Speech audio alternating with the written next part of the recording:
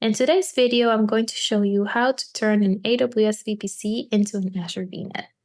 Why would you need to do this? Let's say you're backing up an AWS instance and you want to recover this instance as a virtual machine in Azure.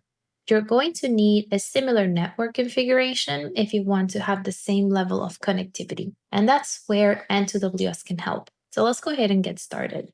I always like to show the customers what is the resource that we're going to be backing up, or what is the resource that we're going to be working on the actual cloud. In this case, is a VPC. This is my AWS dashboard, and this is the sample VPC that we're going to be recreating in Azure. It's a very small VPC. It has 4 subnets, 3 routing tables, and 1 internet gateway. This is perfect for demo purposes because we're going to be able to confirm all the connectivity very quickly. If you look and if you click around on the actions section here on the AWS dashboard, there's not really an option for you to be able to export this as code. And that's what N2WS can help you with. If you go to our N2WS dashboard and you go to the left menu where it says accounts, and you find the account that contains the VPC that you want to copy over, click clone network entities. This is going to give you the option to select the VPC. So let's go ahead and find the VPC that I want to use.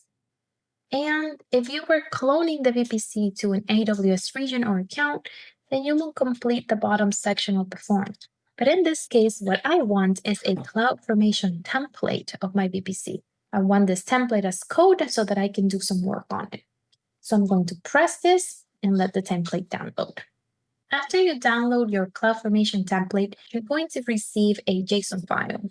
This is a sample of what the JSON file looks like. I'm not going to go through it because it is going to vary per customer. It's also going to vary per network environment. But you should scroll through it and make sure it captured all of the different components of the VPC that you want to capture and copy over to the Azure cloud. The next portion is going to be to transform those network settings into a Terraform template that you can upload and apply in your Azure dashboard. This is what mine looks like. I also created a series of steps. These are the steps that you need to be able to create the Terraform template file and then initialize, deploy the plan, and then apply those changes on the Azure CLI. And I'm going to show you what that looks like. On your Azure dashboard, on the top right-hand side, click to select your Cloud Shell or the CLI. We're going to connect to it.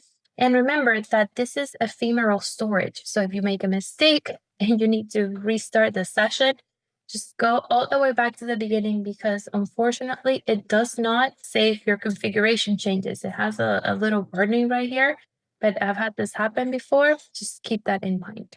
All right, so the first thing that you're going to do is you're going to initialize Terraform. You can write the commands or you can copy them over and hit enter. This is going to start. It has an empty directory, and this is because I still need to make my file using my Terraform template. So that's what I'm going to do. I'm going to make my directory. And now the name of my plan, I'm just going to keep it easy and call it plan.terraform. And this is the file that I'm going to open and paste in my code. Once you paste the content of your Terraform template, you're going to exit the file and hit yes to be able to save all your changes and hit enter. Now the next steps are to initialize the Terraform template, to deploy it, and then apply all of those changes. Let's go ahead and see how to do that. First, you need to initialize Terraform. Very easy. Just type Terraform space initialize and hit enter.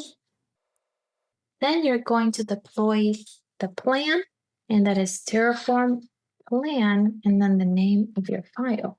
We're going to paste it, go and hit enter. If you can make a mistake, for example, here is giving you back an issue. So the easiest way to do this is to fix your file and rename it. So if you have to redo a file, like I'm gonna have to do now, do rm space and then the name of the plan. In this case is plan.tf and hit enter. That is going to clear the file. And then you can just type in the new plan or the new file When you open it again, you type in the correct content. I like to show this because it's likely that you're going to get back an error message, a warning, and I wanted you to know how to fix it in case you make a mistake. So now I'm going to paste in the correct code. After you fix the warning or error message, go ahead and deploy the plan again and hit enter. It takes a few minutes, but usually this is a good sign. It means that it's working. We just have to wait. And what you're going to see if the template is correct is you get an output essentially of all of the changes that you created on your Terraform file. Go ahead and review them to make sure this is what you want to do.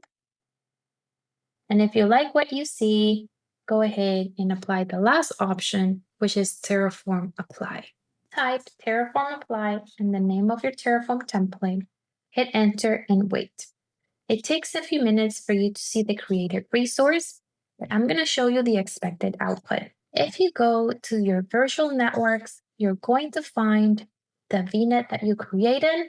The easiest way to verify everything is to go to topology and make sure that the network map matches what you have in AWS. Just as a quick reminder, this is what our VPC looks like. And then here is our VNet. You can verify a lot more details by going through properties and the rest of the settings. But for the purposes of this exercise, I like to stop here and show you that this is possible to do. And the use case that you would need this is in the event of a recovery. So at this point, you're ready to go back to the AWS dashboard and recover an instance into a VM on the Azure cloud, and you can use this network to recover this resource with a similar network configuration. I hope that this video has been useful and see you in the next series.